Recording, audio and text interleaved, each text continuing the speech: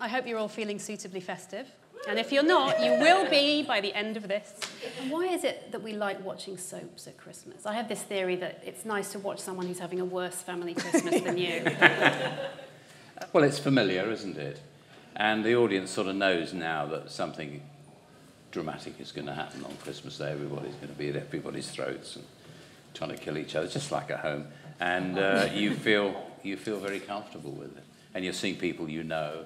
I think that's the secret of Christmas shows, is you've got to have a sense of anticipation. Mm-hmm. If the audience aren't going to anticipate it and then talk about it afterwards, was it good, was it bad? We didn't have social media in those days.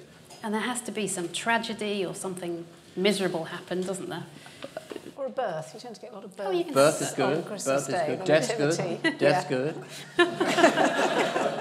And Kate, the BBC's Christmas slogan this year is Christmas time together. It's all about family viewing, isn't it? Yes, it is. And I think that Michael put it really well. It is about collective shared viewing. I always say that as an entertainment controller, I want shows that the 3 Gs will watch, 3 generations come together, children, parents, grandparents, and that's a really hard thing to do, but I think at Christmas the BBC do it really well and have done historically. And why is watching TV, on Christmas Day in particular, such a big thing? I think it goes back to the Queen's speech, doesn't it? The Queen's speech was always at 3 o'clock, so when I was young, growing up in the 70s and 80s, the whole Christmas day was sort of built around that, and you've got to do lunch before the Queen's speech, you know, we've got to watch it, or if you haven't made it, well, you're going to have to do it later, and then I think everything else gets built around that. Christmas is all about getting presents, and it's like, oh, the surprise and the treat, and that's amazing, and we get that with all the new stuff coming, and then we do show repeats, but we find that people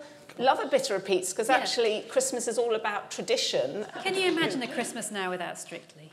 I remember at the time everyone thinking a boring dancing show on Saturday nights, and because everyone just thought it wouldn't work. And Bruce told me, well, God rest his soul, bless him. Bruce told me that he thought it was just going to be taking the piss out of the celebrities, which is what attracted him in the first place.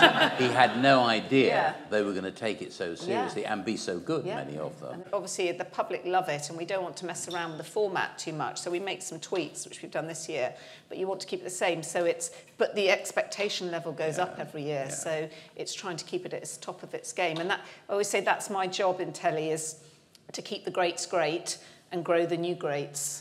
In 20 or 30 years' time, will people still be watching a family show with all the family together in one room? Christmas is the only time of year I'll flick through the channels and I'll sit down and watch Chitty Chitty Bang Bang or, you know, Mary Poppins. And these old classics, they give you a sense of tradition and well, you know, good feeling that you remember from childhood.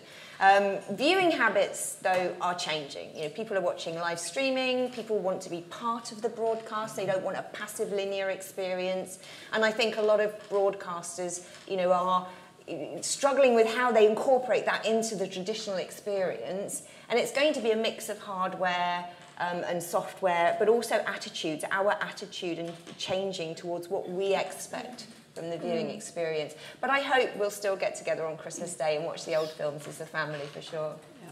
You've got to keep ahead of the audience. You know, if you ask the audience what they like, we like more shows like Strictly, we'd like to watch more shows like Coronation Street, can't we have more shows like? They have no frame of reference, nor should they have. Audiences in 100 years' time will still have an appetite for stories, for laughter, for emotion, and all the things that television and digital media can provide. All that's changing is the distribution mechanism. It's the way you get it. Look at the amazing explosion in drama, box set drama. It's staggering, but people are hungry for great stories, and they just watch them in a different way. They're not going to wait a week. So I want to thank all of our panel. And Kate, would you like to have the last word on Christmas TV? Well, I don't think I should. I brought a friend along. So we've been discussing what we would like to watch on Christmas Day, but I brought my little friend, Alexa, here.